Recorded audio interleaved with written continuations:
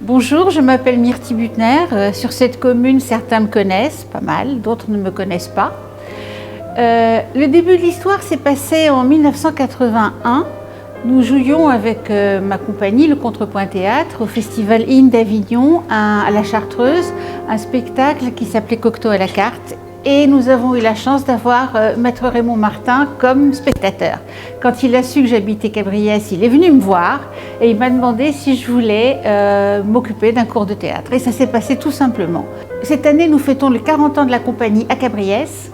J'ai essayé pendant ces 40 années de transmettre à, je sais pas, 600-800 élèves, je ne sais pas, peut-être plus, la passion du théâtre, la passion du jeu d'acteur, la passion de la caméra, la passion de... C'était une grande transmission.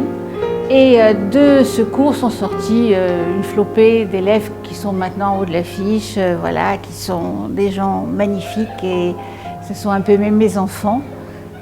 On a fait 2 longs métrages, on a fait plein de courts métrages, on a dû donner plus de 120 spectacles de création, parce qu'après on les aura donnés plusieurs fois.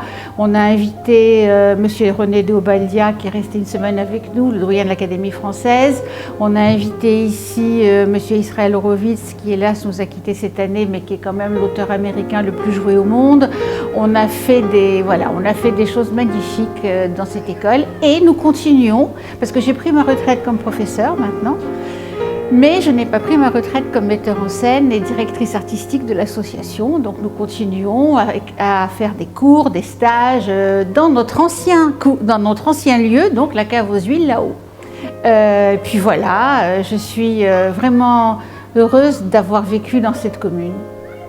La journée des droits de la femme, c'est réducteur. Je pense que tout le monde vous l'a dit, une journée pour la femme. Mais je trouve intéressant de le prendre comme un rappel. En fait, pour moi, la journée des droits de la femme, c'est rappeler que la femme doit avoir des droits. Et doit avoir des droits égaux à ceux de l'homme. Après, on peut le dire, ça n'est pas le cas, malheureusement. Au théâtre, il y a tant d'auteurs qui sont penchés là-dessus. Alors il y a des auteurs tellement misogynes comme Sacha Guitry, mais selon la mise en scène qu'on fait, avec Sacha Guitry, on arrive à détourner. C'est pas très honnête de la part du metteur en scène, mais quand on est femme et qu'on met en scène Guitry, c'est intéressant. Un auteur comme Horowitz, par exemple, a énormément défendu les droits de la femme. C'est pour ça que moi j'ai beaucoup aimé le mettre en scène.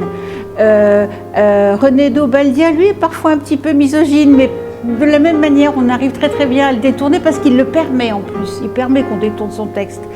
Le théâtre est un lieu où on peut se permettre de jouer à ça, de mettre la femme en valeur et de décider que les droits de la femme, c'est tout le temps. Voilà. Je pense que c'est très important et surtout dans une époque où on a tant de soucis entre la xénophobie, les différences, tout ce qui est sexualité, LGBT et tout ça. Donc je pense que si au théâtre on peut faire en sorte que les femmes, les hommes, les transgenres, tous soient égaux, c'est la chose la plus importante au monde. Et qu'est-ce que je peux vous dire? Eh bien, venez nous voir et à bientôt. Merci.